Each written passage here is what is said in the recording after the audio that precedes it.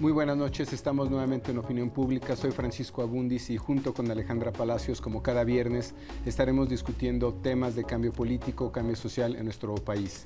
Lo vamos a hacer a través de mediciones de opinión, a través de encuestas, que es tal vez la metodología más conocida para el público promedio, y lo haremos con analistas especializados, con opiniones de expertos en los temas o a veces simplemente con opiniones de nuestros invitados sobre temas como el día de hoy. Buenas noches, Hanna. Hola Paco, buenas noches. Bienvenido una vez más a Opinión Pública. Una buena parte de la humanidad está a punto de cambiar de canal y dejar de lado la política, la economía y los asuntos sociales en general, para colocarse frente a su pantalla de televisor y seguir partido a partido el Mundial de Fútbol Alemania 2006. En México, las campañas presidenciales seguirán. Algunos sucesos de la economía quizá despierten algo de preocupación en la gente, pero nada competirá con la pasión del fútbol. Al menos en este deporte, todos los mexicanos estamos de acuerdo que queremos ser los mejores, meter muchos goles y, de ser posible, llegar a ser campeones. La importancia de un mundial de fútbol es tal que hay quienes creen que puede impactar nuestro proceso electoral. Inclusive se dice que a partir del 9 de junio, día de la inauguración del mundial, la competencia por la presidencia de la República llegará prácticamente a su término. ¿Será? ¿Tiene importancia para la elección cómo le va a México en el mundial? Si México queda fuera en la primera ronda, ¿quién pierde? ¿López Obrador, Madrazo o Calderón? Trataremos de responder estas dudas a lo largo del programa. Nos acompañan esta noche en el estudio Antonio Basols y Luis Estrada.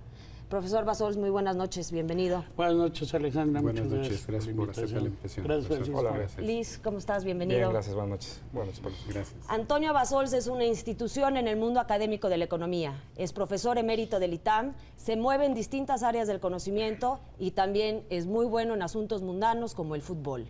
Luis Estrada es un politólogo muy destacado. Sabe que la política tiene muchas canchas y una puede ser la del Mundial de Fútbol. Ya nos contará. Pues que comience el juego, Paco. ¿Qué tenemos para hoy? Yo creo que antes de resolver la pregunta o empezar a conversar de ella sobre cómo puede influir el Mundial en nuestro próximo proceso electoral, podríamos empezar comentando mediciones promedio que aplicamos a la política y en este caso en parametría las aplicamos a la evaluación del entrenador de la selección nacional. En política y una forma de medir a nuestras autoridades siempre es una variable que se llama aprobación-desaprobación. Usted aprueba o desaprueba la forma en que nuestro gobernante está haciendo su gestión. Esta pregunta la hicimos en el mes de marzo para el entrenador de la selección mexicana de fútbol y tenemos que el presidente de la República todavía en marzo tenía una aprobación de 57% y el entrenador de la selección de fútbol tenía una aprobación de 46%. Sin embargo, cuando solamente tomamos al género masculino en esta medición, vemos que la aprobación presidencial prácticamente no varía, se queda, de hecho baja un poco, 56%, pero la aprobación del entrenador de la selección mexicana, Ricardo Antonio Lavolpe, sube a 58%. Una primera conclusión intuitiva de estos niveles de aprobación a mí me dice que el fútbol sigue siendo una cuestión de género. Profesor Basols, ¿usted qué diría? Bueno, yo podría decir que dadas estas cifras que acabas de dar, Paco, que pues, el presidente está muy guapo y Ricardo Antonio Lavolpe es muy bueno para el fútbol. Eso lo aprecian los hombres, lo que es muy bueno para el fútbol y lo que es muy guapo la población en general, por eso sube tanto cuando se considera a las mujeres también, en el caso del presidente.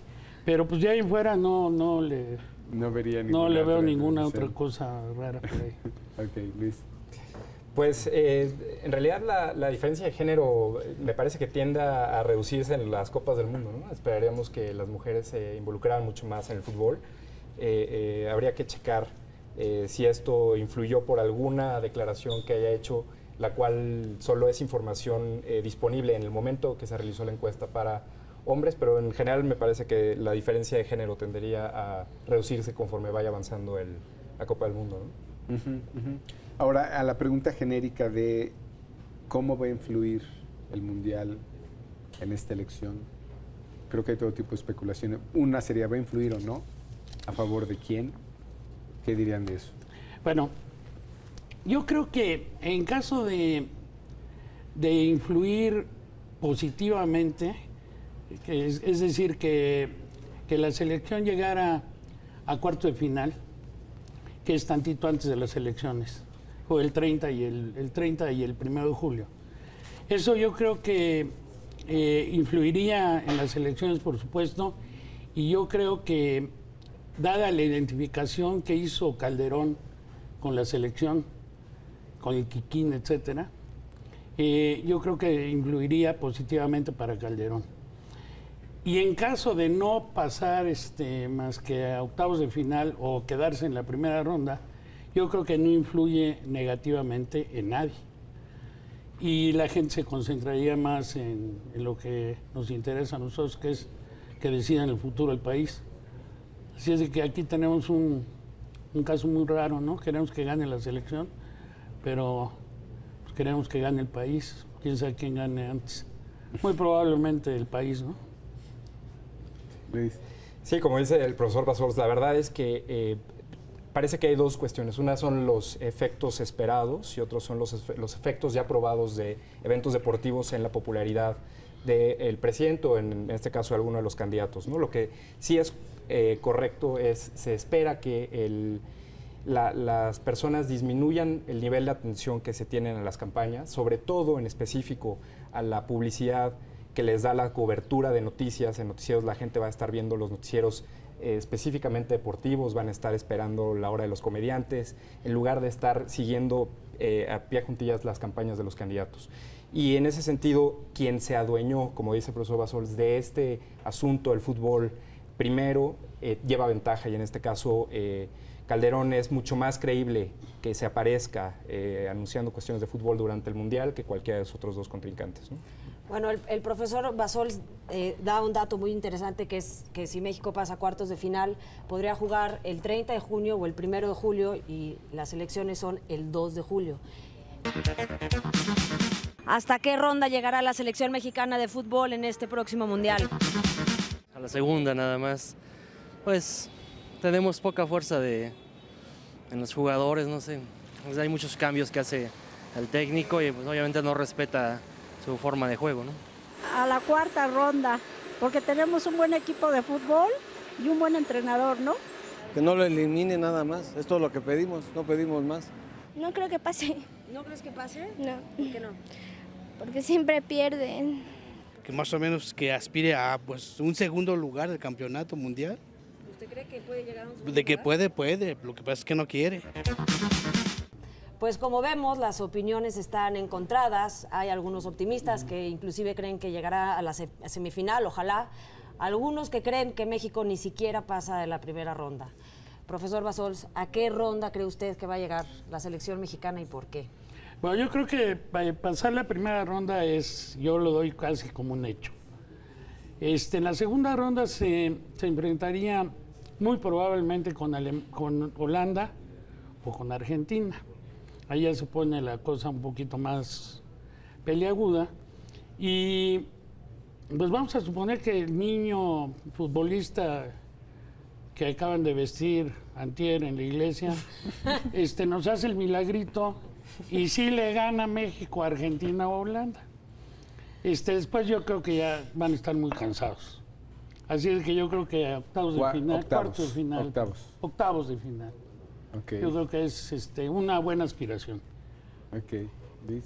Sí, me parece que la mayoría de la gente coincide, yo también coincido con el profesor, que al menos cuartos de final, y esa es como la expectativa en común que se tiene sobre la actuación de la selección. Se espera que sea la mejor actuación en la historia, vamos a ver si realmente es. Y obviamente, en base nuevamente a las expectativas, eso va a ayudar o va a perjudicar en menor medida que lo que ayudaría al partido. En el gobierno normalmente es el que ayuda, y pues el heredero natural de eso es el candidato del partido gobernante, que es Calderón.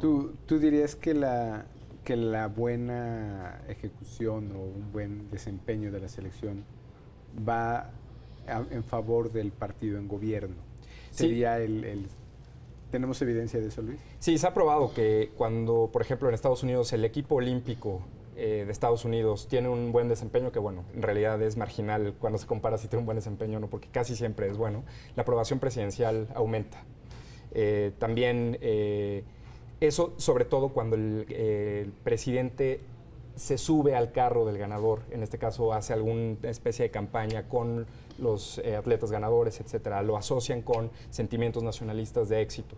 En este sentido, la tregua que existe en México para las autoridades, en específico para el presidente, quién sabe qué tanta maniobra le pudiera dar para poder jugar con este asunto, pero pues el candidato natural para recibir esos beneficios sería Calderón. Tú trabajaste en presidencia algún tiempo. Gracias. Y según entiendo, en presidencia ese tipo de mediciones se hacían. ¿Recuerdas haber hecho alguna en algún mundial? Es que yo entré después del Mundial, entonces ya no me tocó, ¿Ya no te tocó? Ya no me tocó poder monitorearlo. Pero es un hecho, o sea, si piensas un poco que está asociado, sobre todo me parece que el mensaje que ha manejado Calderón respecto a la selección en concreto va muy claro a decir, yo estoy con... se asocia con su mensaje de presente, futuro y pasado, ¿no? El pasado, lo que dice el PRI y el PRD, el futuro, lo que él representa.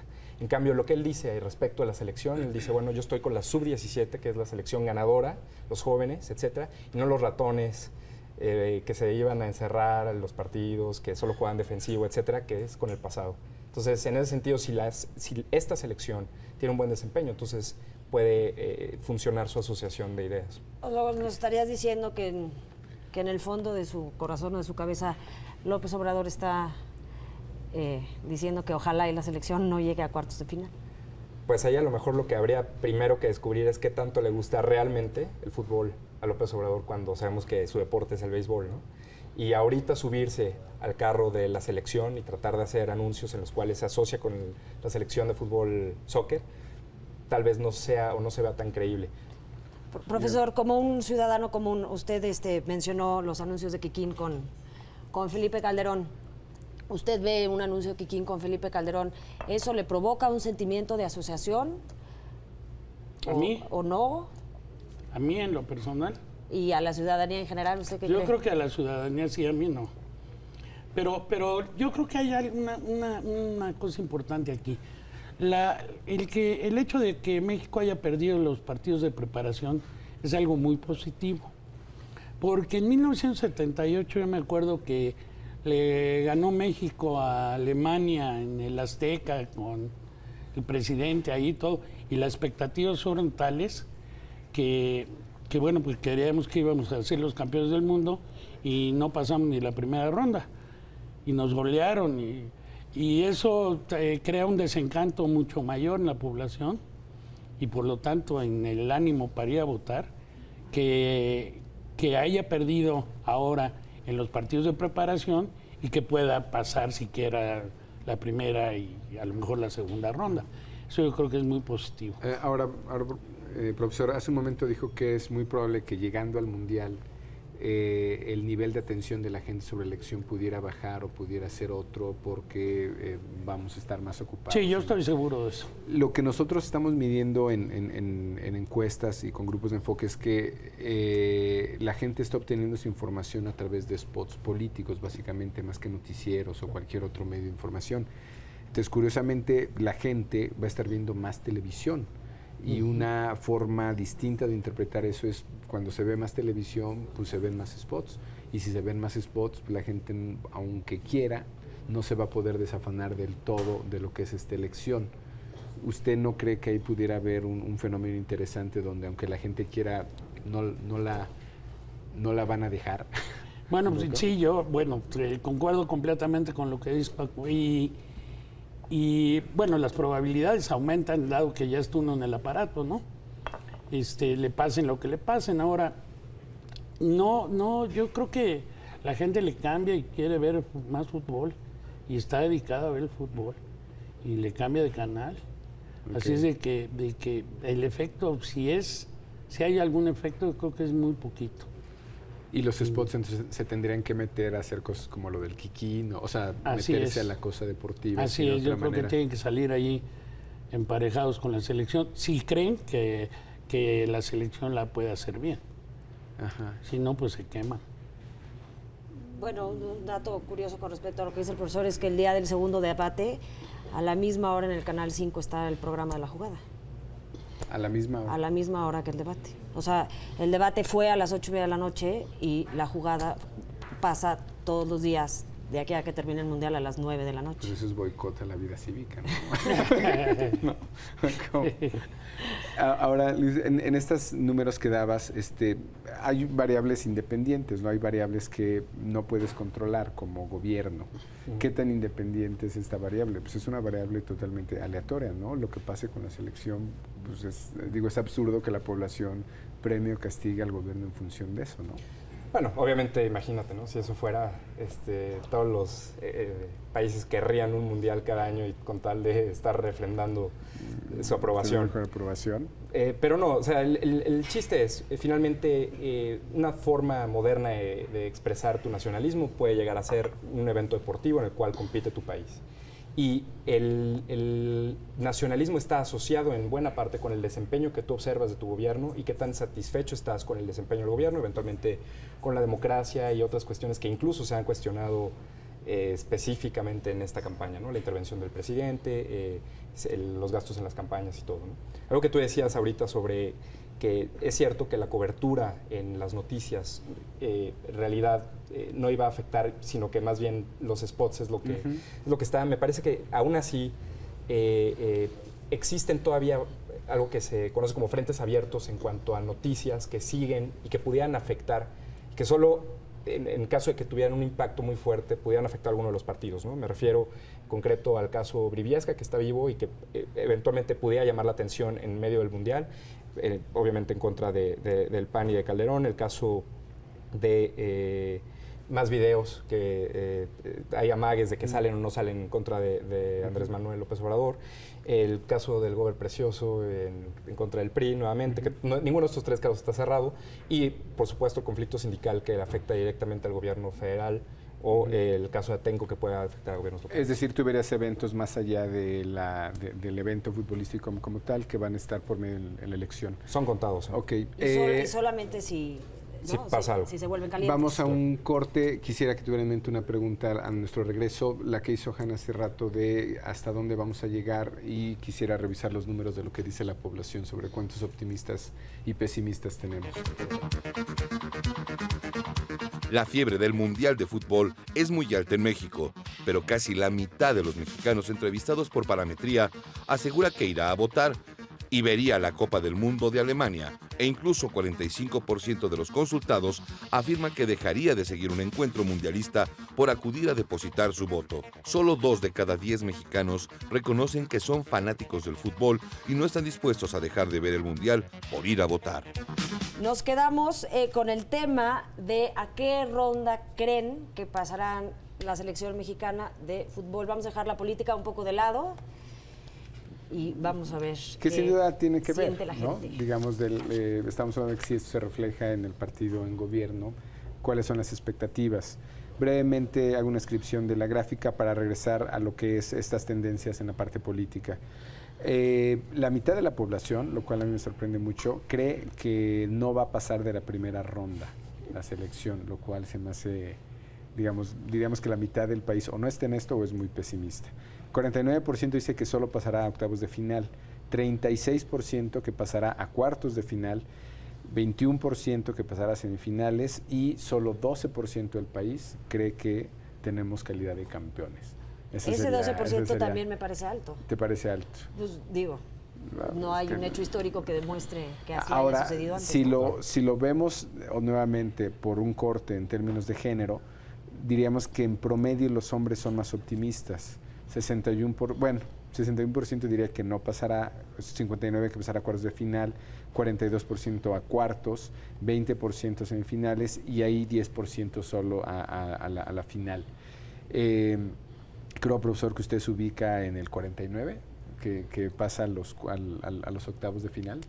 ¿Le parecen razonables estos números? Sí, me parecen muy razonables. Pero me ubico en el 59%, porque soy hombre. Claro.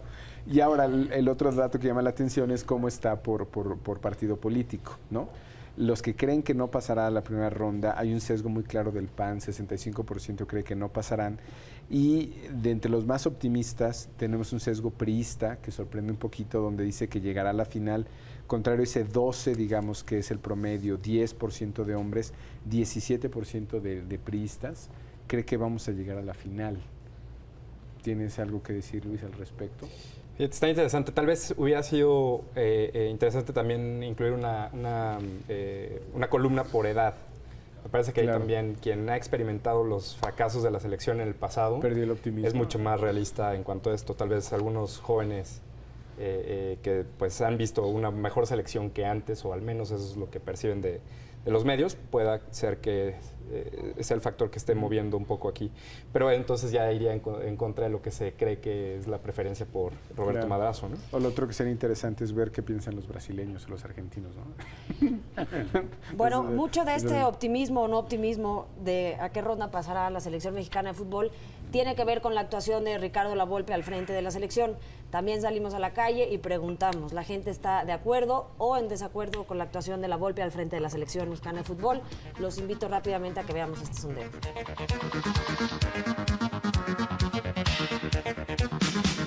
¿Los mexicanos aprueban o desaprueban la actuación de Lavolpe al frente de la selección mexicana? Bueno, la apruebo porque ha estado haciendo un buen trabajo a final de cuentas y hay que apoyarlo, no hay de otra. Está inculcando a los jugadores ese espíritu de salir a ganar, ¿no? Y no achicarse ante los rivales grandes. Vamos a dejárselo al tiempo, ahora que pase el evento, ya se verá cuáles fueron los resultados y ya se le podrá juzgar más a fondo, ¿no? Y yo creo que es buen entrenador, pero es muy hocicón. Yo creo que más que nada es su manera de hablar la que lo está echando a perder, no su manera de dirigir a la selección. Como vemos, opiniones encontradas. Profesor, Luis, cuando estábamos platicando allá arriba, fuera del estudio, decía que esta es una muy buena selección que viene bien preparada. ¿Usted opina lo mismo? O sea, ¿somos una buena selección comparada con otros mundiales? Yo creo que ha de ser la mejor que hemos tenido. ¿Por qué? Y por el tiempo que lleva en conjunto, por los recursos que se han asignado a su preparación y por la calidad y mentalidad, la mentalidad muy importante de los jugadores. Hay 2 jugadores que juegan en el extranjero, que sí juegan y los demás, bueno, no juegan en el extranjero porque no les pagan lo mismo que aquí, pero son de muy buena calidad. Entonces yo creo que conjuntando todo, la mentalidad sobre todo, que es muy importante, yo creo que es de la mejor selección que hemos tenido. Que seguramente es un problema, ¿no? Es un problema que pague también el fútbol mexicano, porque hay pocos incentivos para irse fuera, ¿no? Sí, por supuesto. Qué paradoja, ¿no?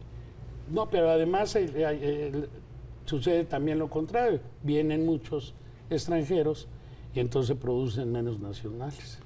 O sea, son las dos cosas. Los mexicanos no van y los extranjeros sí vienen. Tenemos ahí alguna pregunta más adelante sobre si la gente está de acuerdo o no con incluir extranjeros en la selección, que yo creo que es un tema más de nacionalismo. Pero hay una previa que me llama la atención a cápsula, que es qué es lo que hubiera pasado si México pasara a un partido, digamos, de cuartos de final y la elección se realizara en el mismo día. Y se le preguntó a la gente si vería el fútbol o iría a votar. Y me impresiona mucho que 49% de la gente dice que vería el fútbol e iría a votar, y 45% dice que iría a votar y no vería el fútbol. Digo, corresponde casi a nuestros niveles de participación, pero ya que haya 45% que reconoce, digamos, que en este caso podría cuestionar su participación cívica, se me hace altísimo. Igual a ti te parece normal eso. No, yo creo que sí es alto, porque incluso si tú preguntas normalmente, ¿usted va a ir a votar? Pues, no sé, la mayoría de la gente te dice, claro, ¿no? Es un problema de aspiración social y deber cívico, ¿no? Así es. Pero pues imagínate, si el partido es a las 8 de la mañana con la diferencia de horarios, ¿gana México? Ya te olvidas de todo lo que hay, ¿no? Es muy difícil poder saber, ¿no?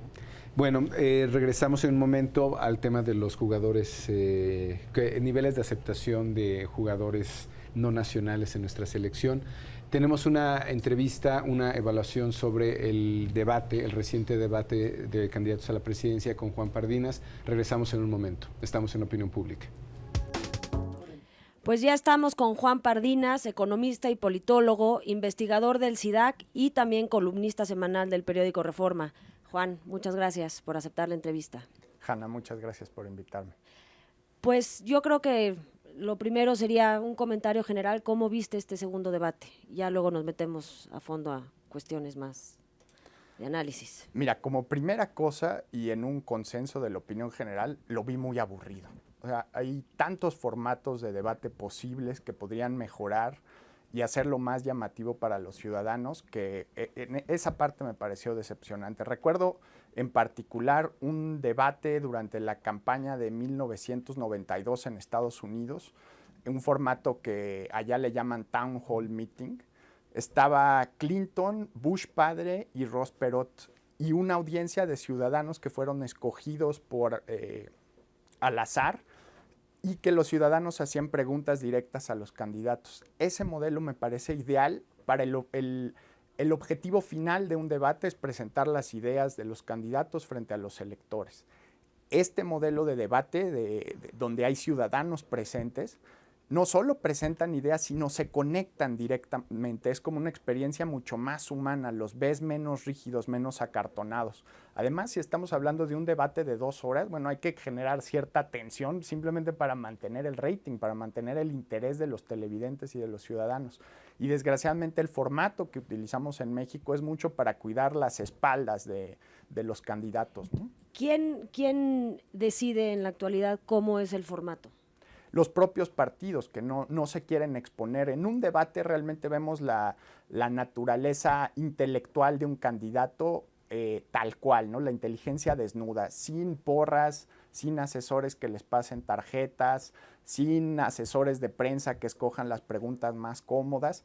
Entonces, dentro de este contexto desprotegido al que se enfrentan los candidatos al debatir unos con otros, escogen el modelo más seguro, ¿no? Se van con la fórmula donde no hay cuestionamientos directos en general, donde las cámaras son fijas. Es un modelo mucho más rígido, podría ser algo mucho más atractivo. Es decir, los representantes de los candidatos ante el IFE discuten entre ellos y deciden cuál va a ser el formato. Sí, ellos tienen toda la facultad de vetar o proponer el modelo que se va a usar en el debate, y creo que viene un poco de nuestra herencia de sistema presidencial en el que los candidatos y los políticos no están acostumbrados a un cuestionamiento frecuente de ideas. Por ejemplo, vemos el modelo parlamentario británico. Cada miércoles a las 12 del día, hora de Londres, el primer ministro se tiene que someter a un interrogatorio de media hora por la oposición. Y los partidos de oposición escogen las preguntas más incómodas y más difíciles para que el primer ministro las tenga que responder. Lo puede uno ver desde México en internet, en la página del Parlamento británico.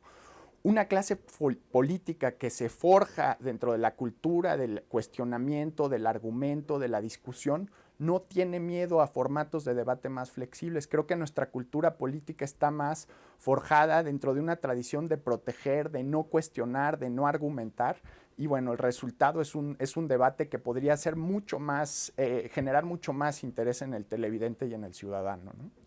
Bueno, cambiando de tema, mencionas que el objetivo final de un debate es que los candidatos presenten sus ideas. También se dice que el objetivo final no necesariamente es presentar esas ideas, porque es muy difícil que un auditorio en 2 horas retenga toda la información que dan los candidatos, sino afectar las encuestas. Entonces, finalmente es más una cuestión mediática que de intelecto. ¿Qué dirías tú? ¿Cuál es el objetivo del debate? Yo quisiera no ser tan escéptico. Creo que la televisión obliga a hacer frases muy cortas, a tener temas muy ágiles y dificulta un poco las discusiones más a fondo. Hay programas dedicados a eso, pero son los menos, ¿no? En general, la televisión lo que pide son soundbites, ¿no? Frases cortas que recuerden los televidentes.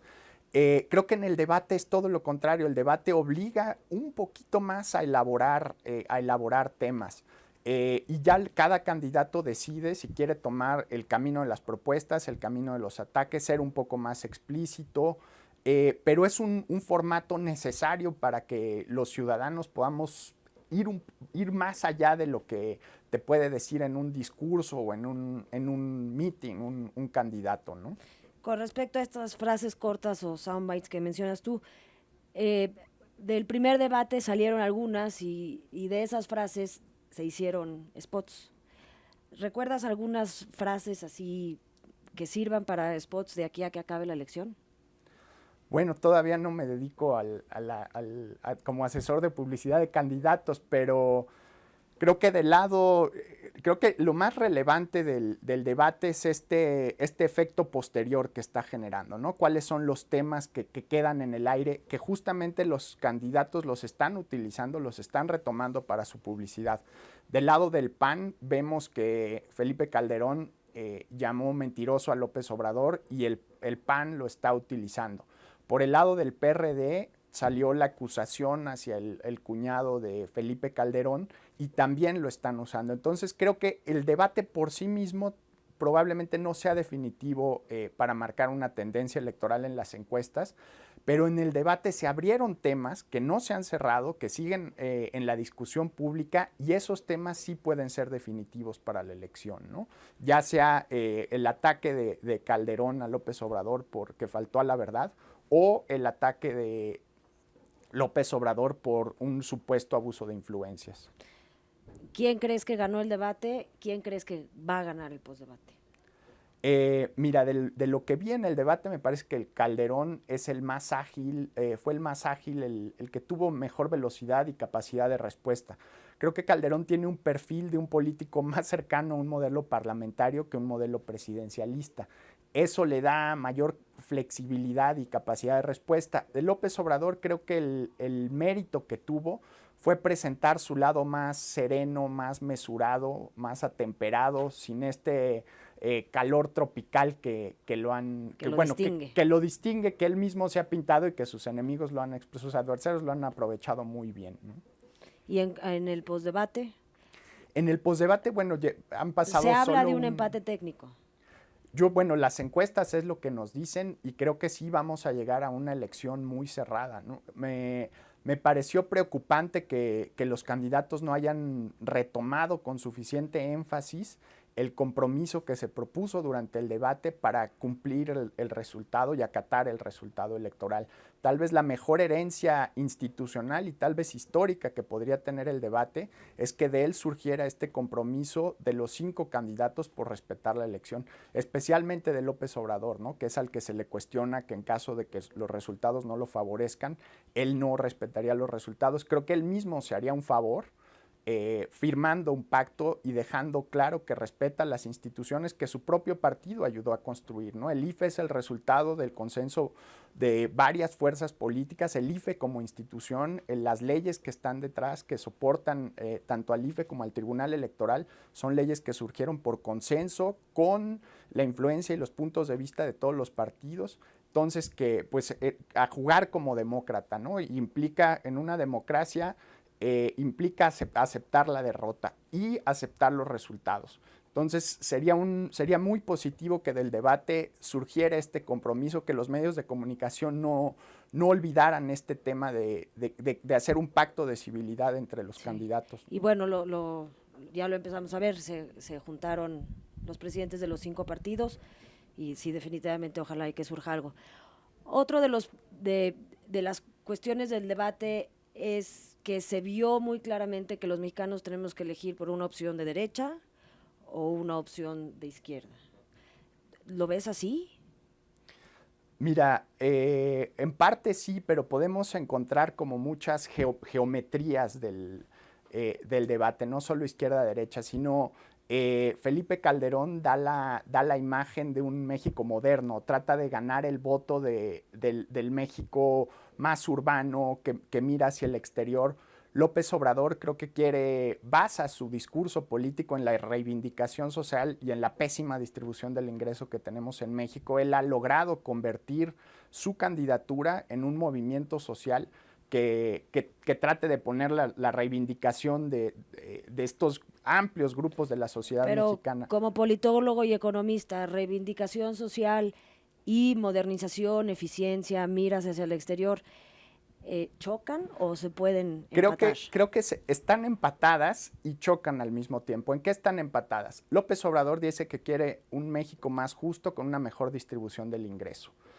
El problema es que las soluciones que ofrece justamente van en sentido contrario, harían de un México en el que la economía no se desarrolla con suficiente dinamismo, con suficiente velocidad, y donde no hay crecimiento económico, no puede haber un combate directo a la pobreza. La mejor política pública para combatir la pobreza es el crecimiento económico. Y López Obrador ignora los temas cruciales que son necesarios para desarrollar la economía y justo resolver el tema de la pobreza. Por el otro lado, Calderón presenta temas y soluciones enfocados a desarrollar a México, pero no hace suficiente énfasis que el fin último del desarrollo y el crecimiento económico debe ser generar unas condiciones de oportunidad para todos los individuos que participamos en la economía, en la política, y que cada quien se pueda desarrollar hasta donde sea, que el hijo de un indígena o de un campesino pueda ser ingeniero, médico o locutor de televisión, ¿no? Que las condiciones en las que nacemos no limiten nuestro desarrollo. Bueno, Juan, pues muchísimas gracias. Nos quedamos con estas ideas sobre el segundo debate. Muchas gracias. Muchas gracias por participar con nosotros. Nos vamos a un corte comercial y regresamos con Opinión Pública.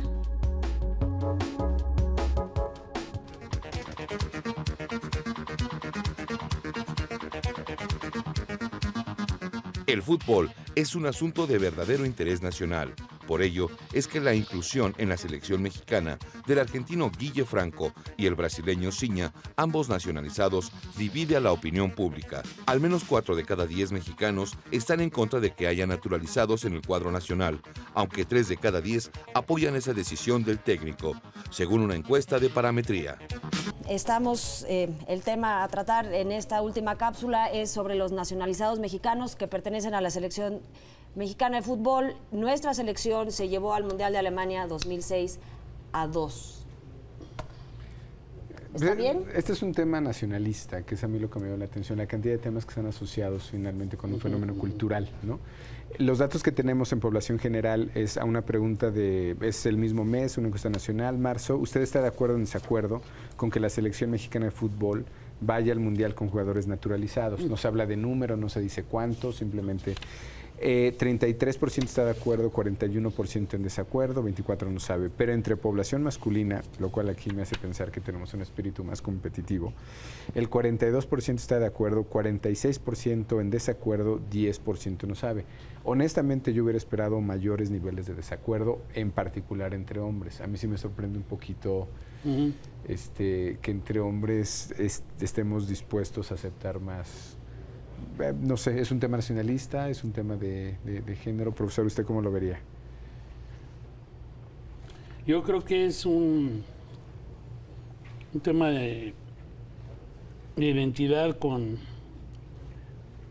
ciertos valores de chauvinismo, de algo parecido. O sea, es un tema de nacionalismo. Pero no es demasiada gente que está de acuerdo en que haya fútbol. Digo, yo a lo mejor estoy sobreestimando el nacionalismo, pero a lo mejor importa más la ejecución de la selección en el Mundial, no sé.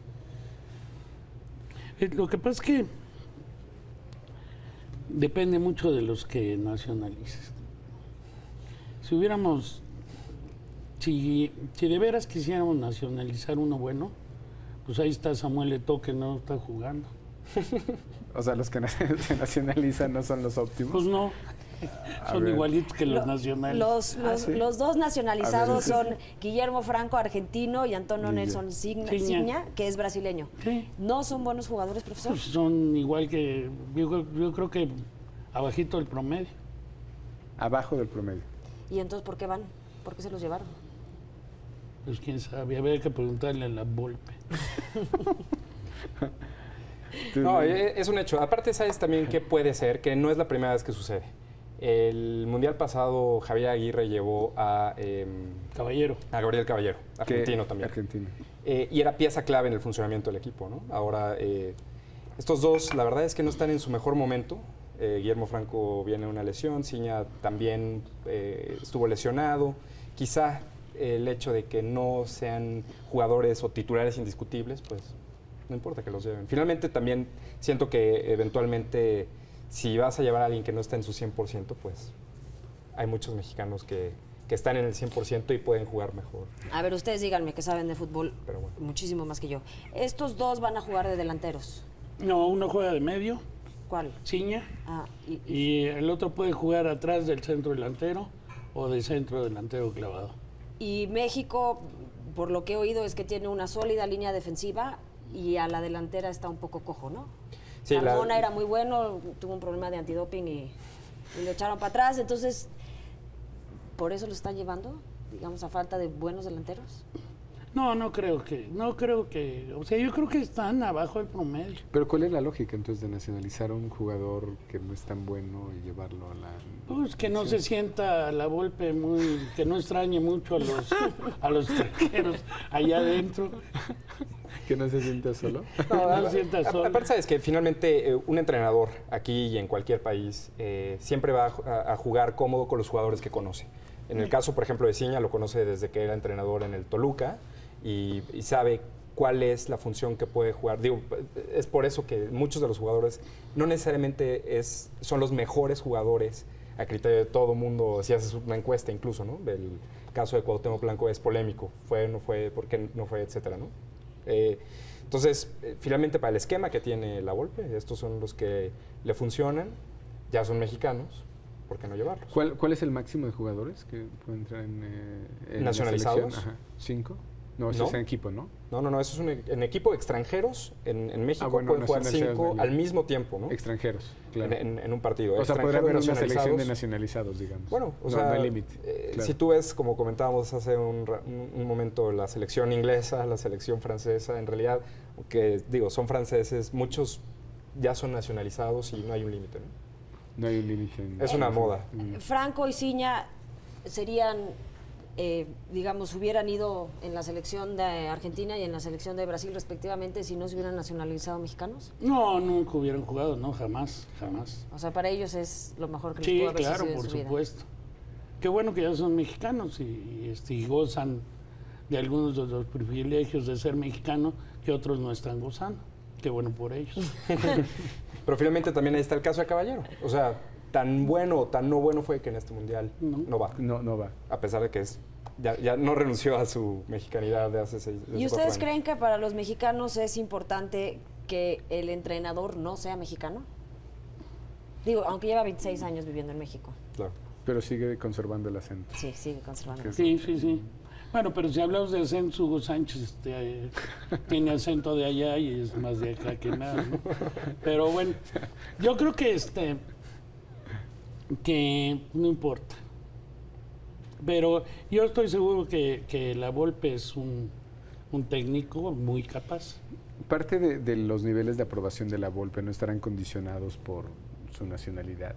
Digo, porque hay como cierta animadversión, ¿no? Yo creo que porque es muy sangrón. Pero no tiene que ver con su nacionalidad. No tiene que ver con la nacionalidad.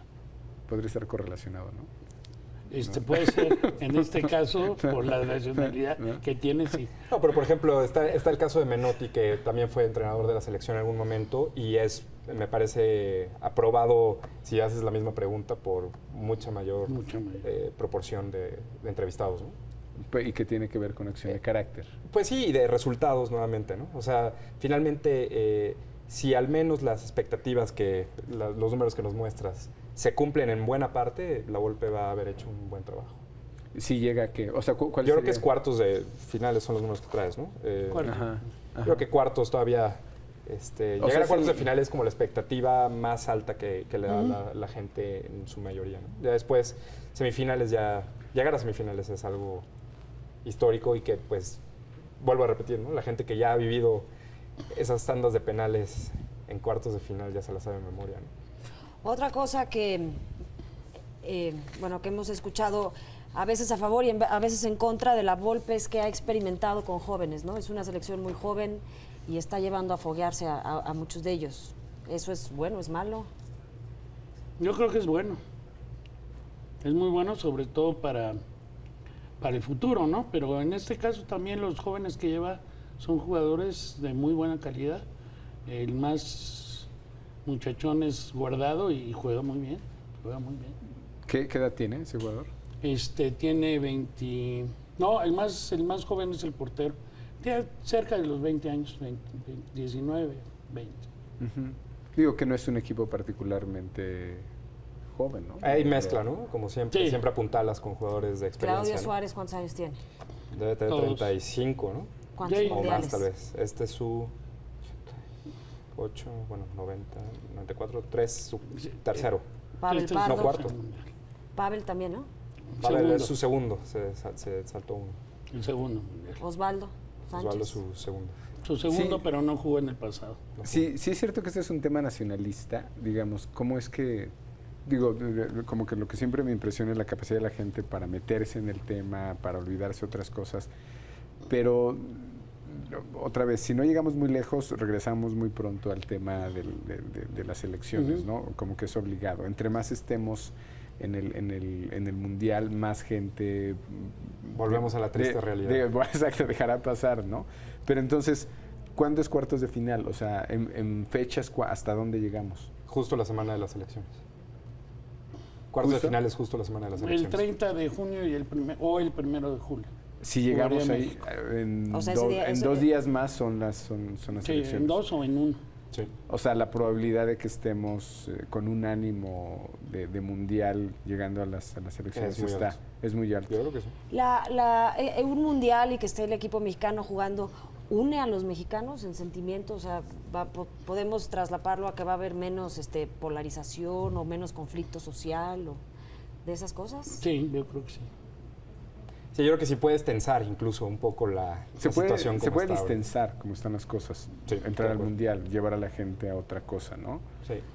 Pero, Y entrado, sobre todo, va a ser muy interesante eso. El resultado del partido ya, si México pasa a cuartos de final y juega 30 de junio o 1 de julio, es ya una vez que las campañas han terminado que los candidatos han terminado de hacer campaña. Entonces ya no puede salir nadie a decir ninguna postura pública acerca del resultado. de yo apoyé a la selección Claro. o ponte la verde. Eso o- es muy interesante, ¿no? O sea, finalmente va a distensar y así se va a quedar hasta el día de la elección. Vamos a suponer que México pasa a la primera ronda y llega a octavos de final. Si ustedes fueran los estrategas de los candidatos, ¿cómo utilizarían, digamos, esas, energías. exacto, o sea, cómo lo montarían en su campaña, cómo la aprovecharían?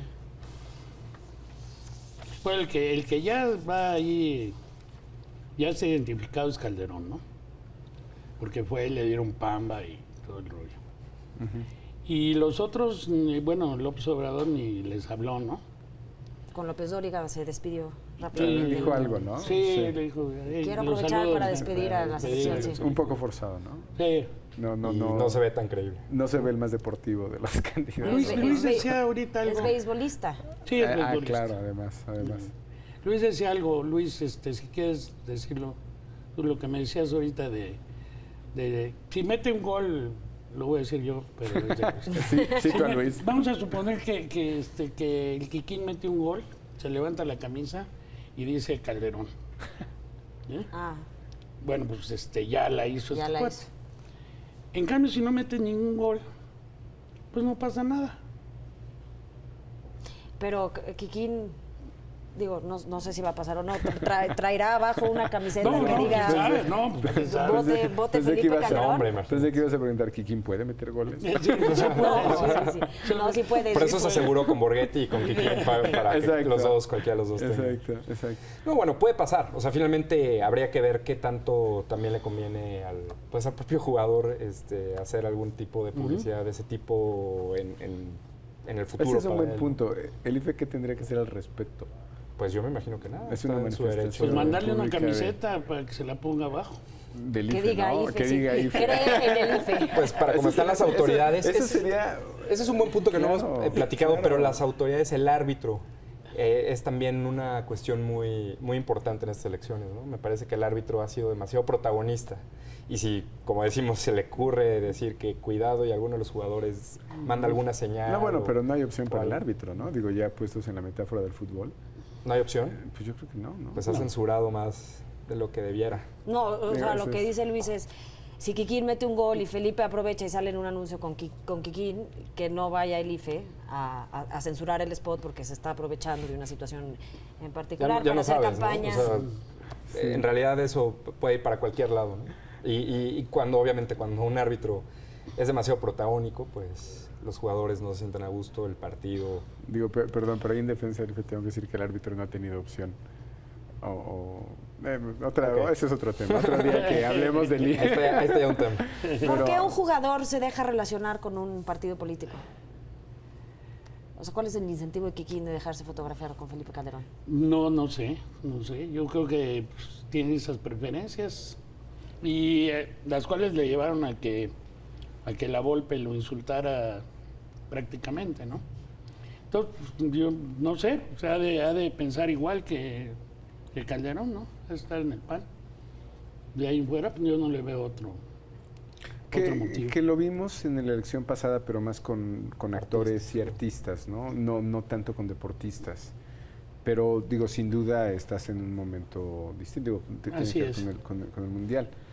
Digo, yo no le veo electoralmente mayor consecuencia. Supongo que el respaldo de un jugador es fundamental, pero honestamente creo que eso es subestimar un poquito al... No, claro, es solo una señal. No es que el Kikín te vaya a traer 500 votos o algo así, ¿no? O sea, en realidad es la señal de que tú estás jalando a la mayoría de la gente y obviamente figuras conocidas y populares es mucho más atractivo para el electorado, ¿no? Pero no hay ningún otro jugador, ¿no? Sí. Bueno, con Felipe Calderón ha habido anuncios del Kikín, de Borghetti, de Claudio Suárez y de Ricardo Osorio. Wow. O sea, ¿con Roberto ninguno? No. ¿Y con López Obrador tampoco? ¿Y cómo crees que Calderón ha usado a lo largo de su campaña ciertas palabras que son futbolísticas, digamos, la cascarita, tarjeta roja, fuera de lugar, etcétera, etcétera? ¿Eso le ha ayudado en su campaña? O sea, ¿la gente se siente más identificado con él porque usa ese tipo de lenguaje? Pues finalmente, si tú estás hablando el mismo lenguaje que alguien te puede entender, con esas analogías que él maneja también, no solo en cuestiones de fútbol, él maneja analogías de corridos, de canciones, de refranes, muy populachero, ¿no? Simplemente no sale de su propio esquema de comunicación. Él está hablando todo el tiempo del fútbol, a él le gusta el fútbol, y la asociación es creíble, ¿no? Okay. En cambio, en el debate anterior, el primer debate, vimos a Madrazo tratando de hacer una analogía de fútbol totalmente rígida, fuera de contexto, poco creíble. Claro. Para resumir y despedirnos, ¿influye o no influye y cómo influye el Mundial en la elección presidencial? Pues yo lo que dije al principio, lo sigo creyendo. Si a México le va muy bien en la selección, pues, el beneficiado va a ser Calderón. Y si a México, la selección mexicana le va muy mal, no tiene mucha influencia, que digamos. Mayor. Luis. Pues bueno, yo creo que para este momento las preferencias ya están en buena parte cristalizadas. En realidad, a menos que haya algún evento que pueda cambiar fuera del Mundial, las preferencias sucedería. Los candidatos ya tienen sus pautas determinadas, ya saben cuáles son sus mensajes. Me parece que eventualmente el que puede, como dice el profesor, sacar más provecho de esto es Calderón por su previa asociación con el fútbol, los demás candidatos. O sea, ¿tú crees que vamos a llegar de aquí al 2 de julio empatados? No, yo creo que ya hay alguna cierta ventaja. Hay alguna ventaja de Calderón. Bueno, depende cómo manejes en escenarios de votantes probables y todo esto. Ok, muy bien. Hanna. Bueno, pues esto es Opinión Pública. Hablamos del Mundial. Me parece importante rescatar una frase que dijo el profesor Basols. Todos vamos a estar pegados a la televisión viendo a la selección mexicana. También queremos que todos estemos atentos a lo que todavía tienen que decirnos los candidatos. Todavía faltan 20 días. Ojalá y los mexicanos podamos combinar los dos eventos. Ambas pasiones. Ambas pasiones. Simultáneamente, una no debe de descartar a la otra. Profesor, le agradezco muchísimo que haya venido al programa. Gracias a ustedes, gracias Hanna, gracias. Buenas noches, Luis, profesor. Gracias. Gracias a ti, Luis. Los esperamos el próximo viernes en punto de las 11 de la noche. Esto es Opinión Pública. Buenas noches.